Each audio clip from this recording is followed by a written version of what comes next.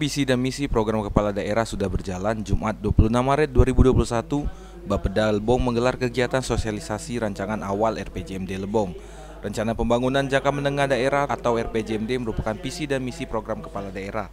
RPJMD juga sumber untuk membuat kebijakan keuangan daerah, strategi pembangunan daerah, kebijakan umum, program satuan kerja perangkat daerah, lintas perangkat daerah, program kewilayahan yang disertai dengan rencana-rencana kerja dalam kerangka regulasi dan kerangka pendanaan yang bersifat indikatif. Dalam kegiatan ini dihadiri langsung oleh Bupati Lebong, Sekda Lebong, Kepala Bapeda, para Kepala OPD, serta tamu undangan lainnya.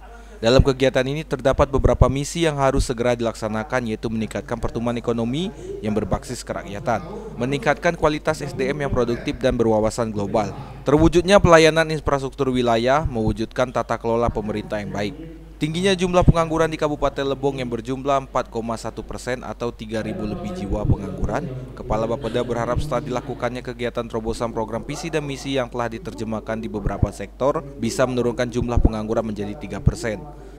Kemudian di angka pengangguran yang salah satu adalah tugas dari pemerintah daerah, yaitu IKU-nya pada saat sekarang itu berada di posisi 4,01%, ya. Sekitar 3.000 sekian jumlah pengangguran yang ada di Kabupaten Lebong.